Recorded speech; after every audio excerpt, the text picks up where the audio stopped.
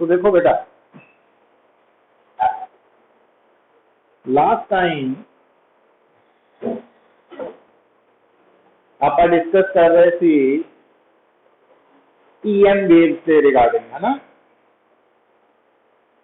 जो बेटा आप ईएम वेव की गल करते हैं तो ईएम वेव थानू दसिया सीगा like any other wave kind of energy है जो ट्रांसफर होंगी है from one place to another place, है ना। और जो असी ईएम वेव की गल कर रहे थे तो असी पहुंचे थे कि एक ईएम वेव के नाल असी टर्म जोड़ते हैं पॉइंटिंग वैक्टर, एक टर्म असी जोड़ते हैं इंटेंसिटी, एक टर्म असी जोड़ते हैं एनर्जी डेंसिटी, है ना, इलेक्ट्रिक एनर्जी डेंसिटी। तो इलेक्ट्रिक एनर्जी डेंसिटी इंटेंसिटी का रिलेशन भी लास्ट टाइम आप किया कि intensity is equal to electric energy density into speed, है ना, स्पीड ऑफ लाइट के बराबर। मतलब सारे रिलेशन तुहानू याद होने चाहिए। हम देखो बेटा, एक्चुअली थानू मैं की दसिया कि कोई भी वेव जी है ना, चाहे वो मैकेनिकल वेव है चाहे वो ईएम वेव है, हर तरह की जी वेव है वो एनर्जी के नाल नाल मोमेंटम भी ट्रांसफर करती है। इस कारण करके हुण ये गल बड़ी इंपॉर्टेंट है, इनू याद नाल ध्यान नाल सुन लियो, नोट कर लियो। जदों भी कोई भी वेव किसी भी सरफेस के नाल टकरांदी है या कह लो इंसीडेंट हुंदी है, तो वो जिहड़ी वेव है ना, वो जिस सरफेस के नाल टकरांदी है, इंसीडेंट हुंदी है, उस सरफेस से प्रेशर एग्जर्ट करती, प्रेशर एग्जर्ट करती। हुण इहदी सब तो कॉमन एग्जाम्पल जिहड़ी है वो तुसी किदां समझ सकते हैं कि प्रेशर एग्जर्ट हुंदा तां कॉमेट, जिहड़ा कॉमेट है तो वो गैशियस ऑब्जेक्ट है जिहड़ा कि सन दे अबाउट रिवॉल्व कर रहा वा। और जदों वो कॉमेट सन दे काफी करीब आएगा, है ना, तो उसकी टेल बनती है। वो जी टेल बन रही है ना कॉमेट की, तो एक्चुअली जो सन दियां रेडिएशंस है वो उस कॉमेट, कॉमेट की है बेसिकली गैशियस एनवेल्प है ना, तो गैसेज है, तो उन्होंने गैसेज के ऊपर जो सोलर रेडिएशन प्रेशर एग्जर्ट कर दिया वो करके टेल बनती है, क्योंकि वो टेल की डायरेक्शन हमेशा सन तो ऑपोजिट होएगी, उल्ट पासे होएगी। तो एक बड़ी कॉमन और फैमिलियर एग्जाम्पल होनी चाहिए है गल समझने लई कि कोई भी जी वेव है वो प्रेशर एग्जर्ट करती है। हम गल सुनियो, प्रेशर कितों आया? फोर्स पर यूनिट एरिया तो, ते force rate of change of momentum नू कहने आपां। एक्चुअली जदों रेडिएशन है ना, सोलर रेडिएशन कॉमेट के ऊपर टकरांदियां वा, तां solar radiation the momentum change होंदी है। मोमेंटम चेंज होंदी है मतलब कि गैसेस दी मोमेंटम भी चेंज होनी है, law of conservation of momentum के अकॉर्डिंगली ना, जो दो बॉडीज टकरांदियां तां जिन्नी एक दी मोमेंटम चेंज होंदी है दूसरे दी भी उन्नी इक्वल बट ऑपोजिट चेंज होंदी है ना, तो पढ़ते हैं +1। तो मोमेंटम के नाल रिलेटेड गल है, इस करके याद रखना कि हर तरह की वेव एनर्जी ते मोमेंटम दो फिजिकल क्वांटिटीज नू ट्रांसफर करती है। हुण पुत्र जदों असीं गल कर रहे थे कि कोई भी वेव जदों भी किसी सरफेस के ऊपर इंसीडेंट होंदी है तो प्रेशर एग्जर्ट करती है। हुण उहदे विच दो केसेस आउणगे, वो तुसीं दोनों रिजल्ट नोट कर लेने हैं कि अगर बेटा आ तुहाडा एक सरफेस है और अगर ये सरफेस है, इस सरफेस के ऊपर जी वेव है वो नॉर्मली इंसीडेंट हो रही है,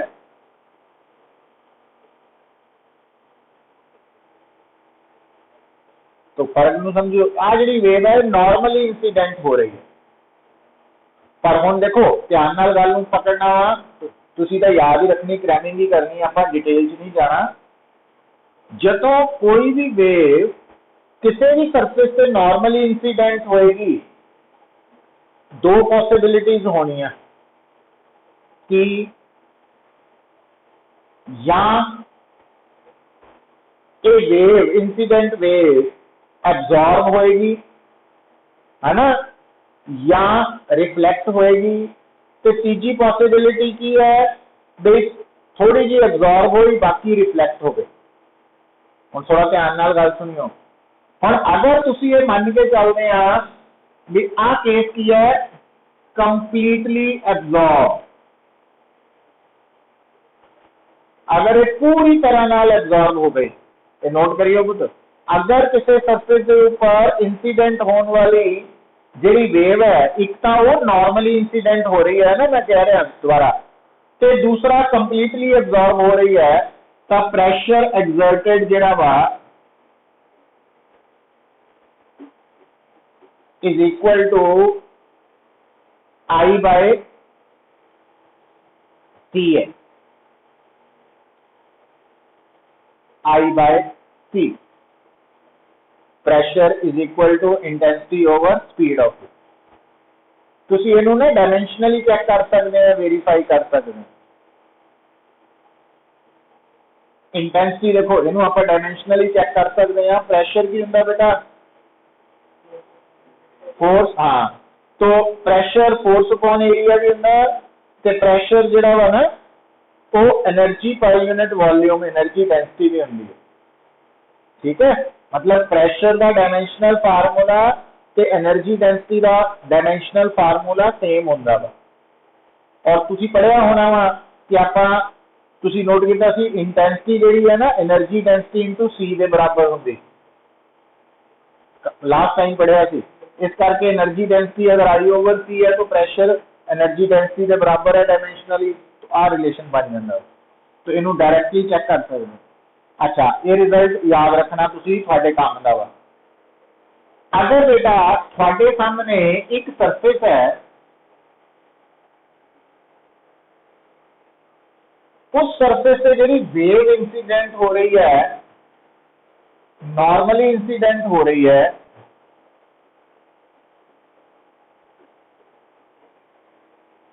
तो आई उस इंसीडेंट होने वाली वेव की इंटेंसिटी है, ये नोट कर लेना। पर हुण ये जिहड़ी वेव है ना कंप्लीटली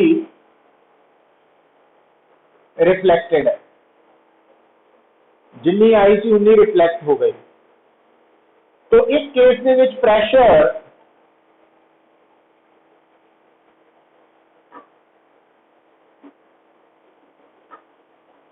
डबल हो जाएगा, डबल हो जाएगा, क्योंकि ये ना चेंज इन मोमेंटम डबल हो जाती है।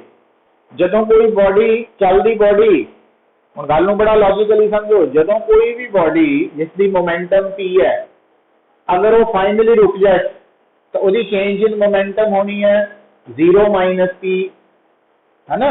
पर जे कोई बॉडी उसे मोमेंटम नाल वापस आ जाए ऑपोजिट डायरेक्शन, तो उसकी जी फाइनल मोमेंटम है वो हो जानी माइनस पी, तो इंसीडेंट है पी, तो फाइनल मोमेंटम माइनस पी तो -2p डबल हो जाती है चेंज इन मोमेंटम।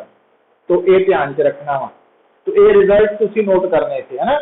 अच्छा, हुण आ दो रिजल्ट है तुहाडे सामने। इसका मतलब जे तुहानू इंटेंसिटी पता वा किसी भी वेव की, तो और तुहानू दस्सिया होया स्टेटमेंट से कि ये जिहड़ी वेव जाके सरफेस नाल टकराएगी तो वो कंप्लीटली एब्जॉर्ब हो रही है कि कंप्लीटली रिफ्लेक्ट हो रही है, तो प्रेशर एक्सर्टेड तुसी निकाल सकते हैं बाय द वे। तो ये फार्मूला तुहानू क्लियर हो गए।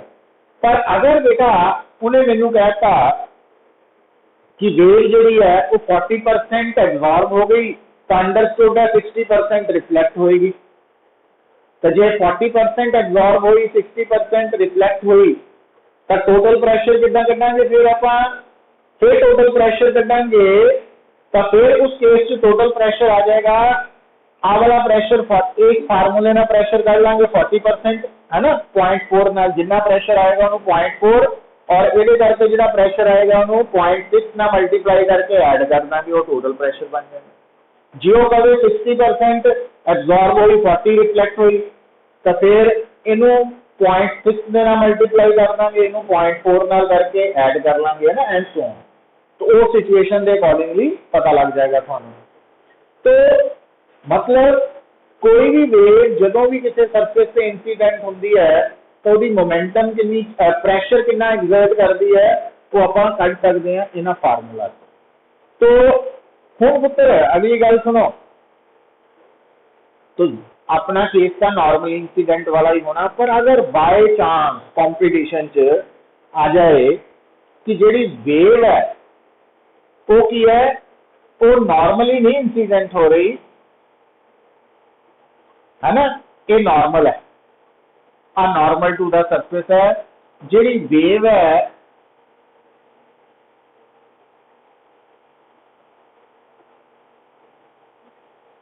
वो थीटा एंगल बना रही है नॉर्मल देना तो उस केस च पी की वैल्यू आ जानी है आई कॉस थीटा ठीक है और ये इदा ही आना कुछ तो आ नॉर्मल है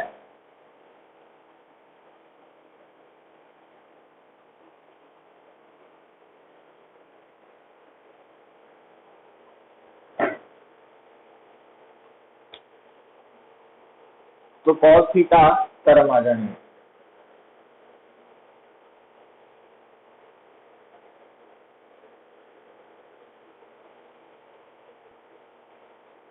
मतलब ये केड़ा केस आ गया इनू असी कह दें obliquely incident at an angle incident हो रही है तो उस केस लिए ये रिजल्ट एप्लीकेबल होंगे है ना तो इस जो यूनिट है ना यूनिट 5 रिजल्ट ही तुम याद रखने हैं उन्होंने थोड़ी हेल्प करनी है छोटे छोटे रिजल्ट है तो आर्टिकल का कोई है नहीं खास ये ना हुण पुत्र देखो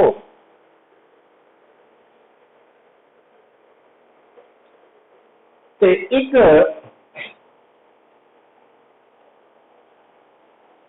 आ गल भी नोट कर लो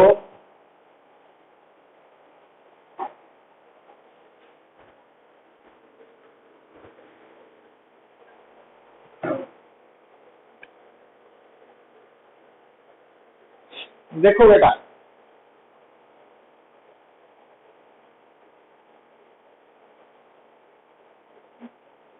point source of EM wave हुण गल नूं सुनियो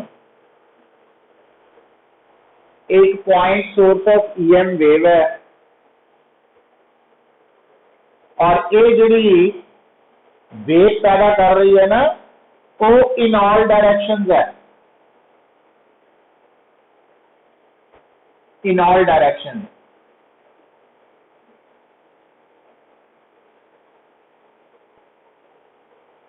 चारों पासे ठीक है हुण गल नूं समझियो पुत्र मान लो पी की है हुण इत्थे थोड़ा जिहा ध्यान रखियो पिछले वाले पी की प्रेशर इत्थे पी है पावर मैं लिख रहा नाल पावर है ना कंफ्यूज हो जाते कई बार आप ये पावर की गल कर रहे हैं पावर की होंगी है तुहानूं याद है एनर्जी एमिटेड पर सेकेंड तो अगर आप कहने कि आ जी point source of EM wave है ये पावर पी है मतलब ये कितनी एनर्जी सेकेंड एमिट कर रही है P energy emitted in 1 second वो पी है पावर हम इसे पी पावर है ये ध्यान से रखिए अच्छा हुण क्योंकि पुत्र ध्यान दियो ये जिहड़ी पावर है ये जदों एमिट हुई तो आफ्टर टाइम टी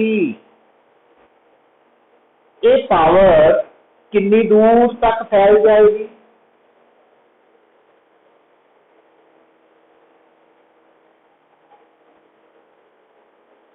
हुण कॉमन सेंस है, क्योंकि ये पावर अगे बढ़ रही है इन the form of EM wave, है ना, एनर्जी है।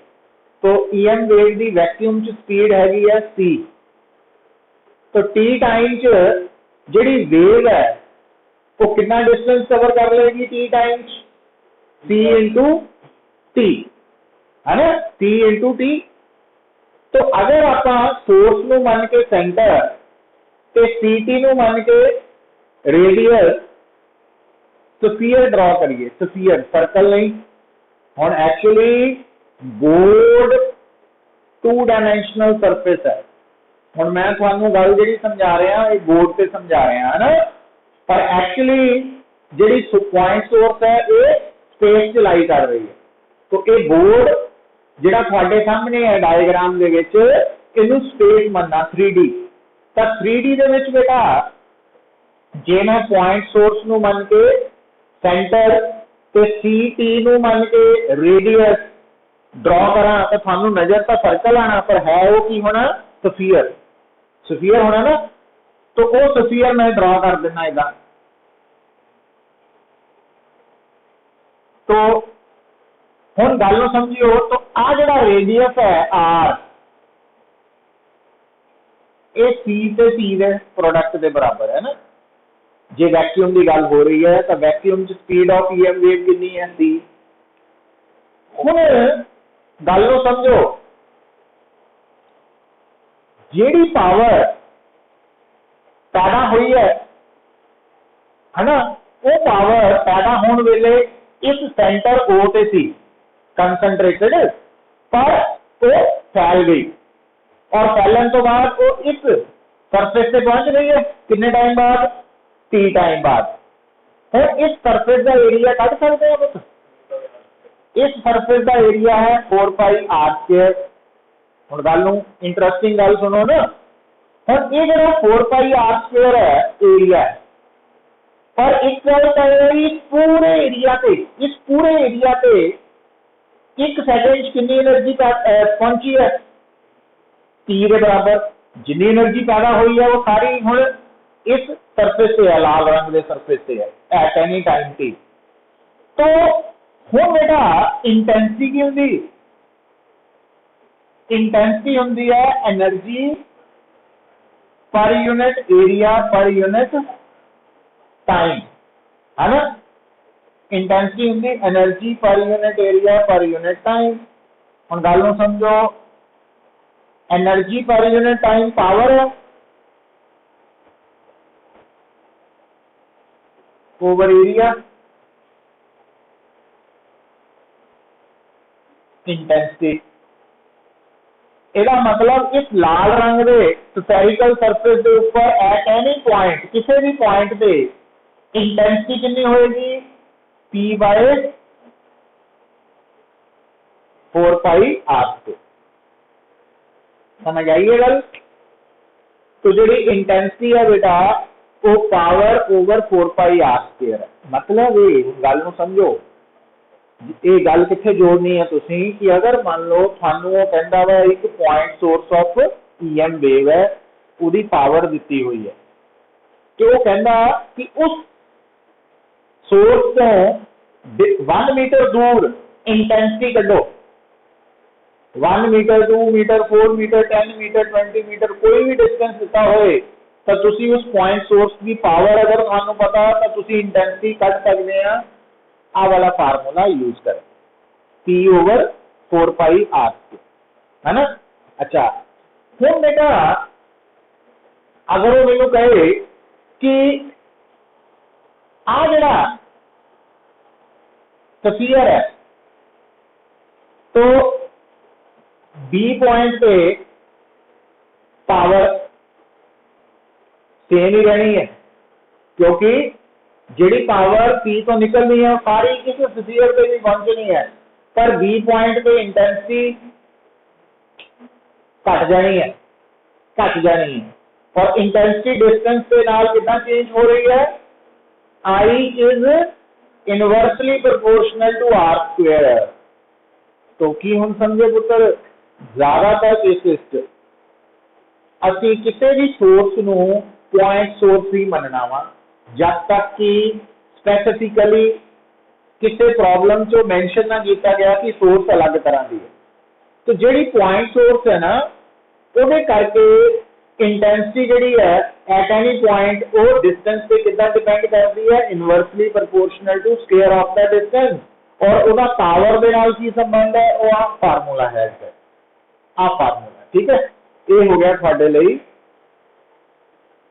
हुण भी अगर बाय चांस थोड़े सामने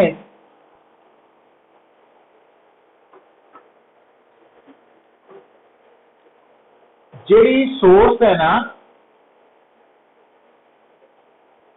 लीनियर सोर्स, और इस लीनियर सोर्स की बेटा थानू लेंथ दी हुई है L, पॉइंट सोर्स नहीं है।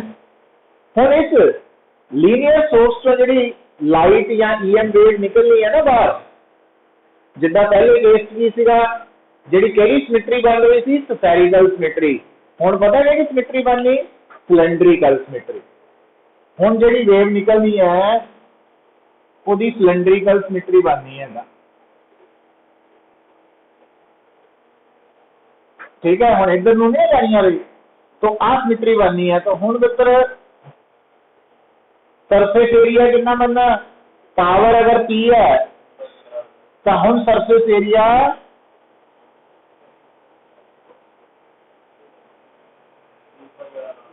2πr इंटू L, L का फिक्स भी है ना। तो इसका मतलब हुण इंटेंसिटी की बननी है पुत्र, power over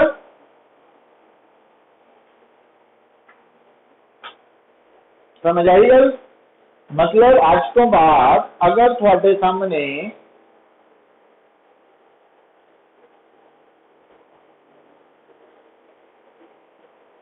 linear source of light दी होए, स्पेशली मेंशन होएगा थोड़े सामने कि लीनियर सोर्स ऑफ लाइट है, अदरवाइज असी इनू नहीं अप्लाई करना।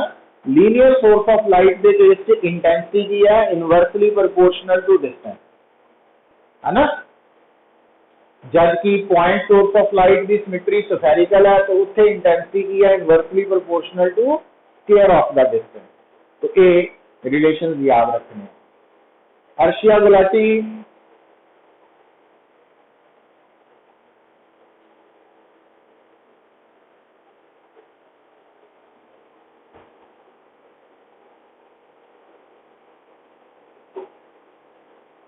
हरजशन,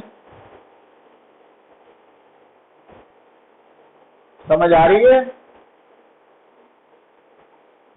लक्ष्य, मोहनदीप,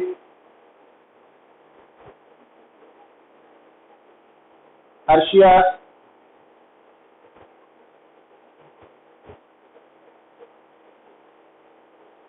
हम देखो बेटा, सो it is regarding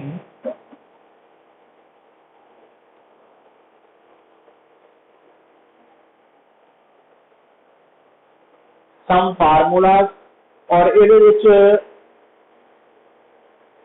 अभी लिख लो, एक रिजल्ट ही है momentum possessed by EM wave having energy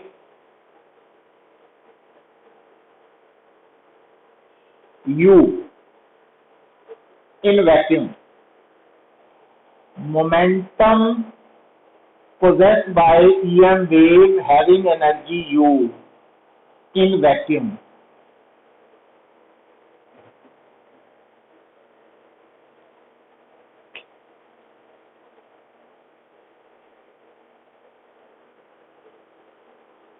clear.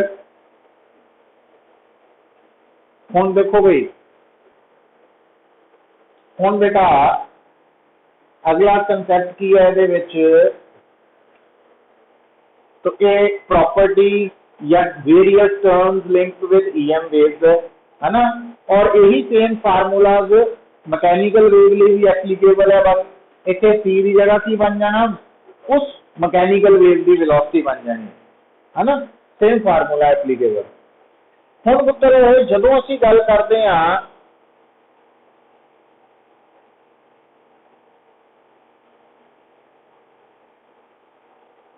Next topic है हर्ट्ज एक्सपेरिमेंट।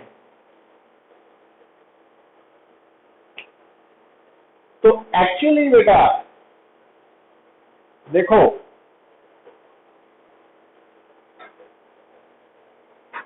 जदों असी प्रोडक्शन ऑफ EM वेव की गल करते हैं, हुण एक्चुअली एक तो सानू पता वा कि जिहड़ा सन है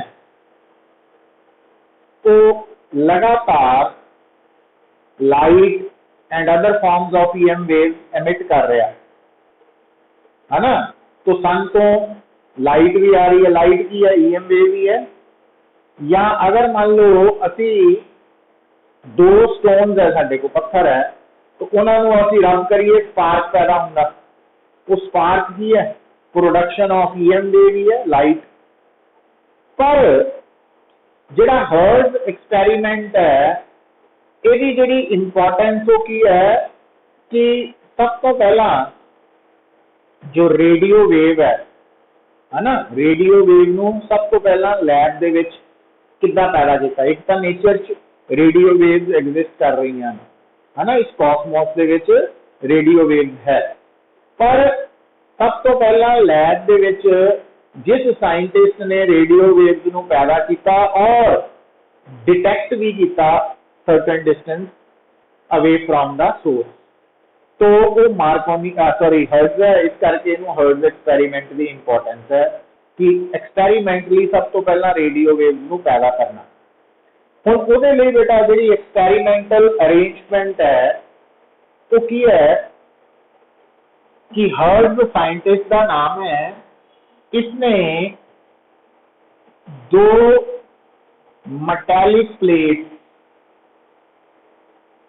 आ दो मेटालिक प्लेट्स है P एंड Q, इन्हों सर्टन डिस्टेंस अपार्ट एक दूसरे के पैरेलल प्लेस करता। हुण तुहानूं याद आना चाहिए एक्चुअली ये दो मेटालिक प्लेट्स है ना, ये एक तरह नाल की बना रही है कैपेसिटर है ना, कैपेसिटर काला बनता मेटल प्लेट्स का, कंडक्टिंग प्लेट्स का, तो ये पैरेलल प्लेट कैपेसिटर का रोल प्ले कर रही है क्योंकि रेडियो वेव LC ऑसिलेटर तो पैदा होंगी, तो कैपेसिटर भी चाहिए इंडक्टर भी। और फिर बेटा जी ऊपर वाली प्लेट है और जी नीचे वाली प्लेट है, इन्हों दो कंडक्टिंग वायर्स के नाल जोड़ के, तो आ बेटा दो मेटालिक स्फीयर्स S1 ते S2 कनेक्ट कर दिए गए विद स्मॉल गैप। तो आ एक छोटा जहा गैप है हाँ, पास गेट। तो फिर बेटा की किया गया कि आ है इंडक्शन कॉइल।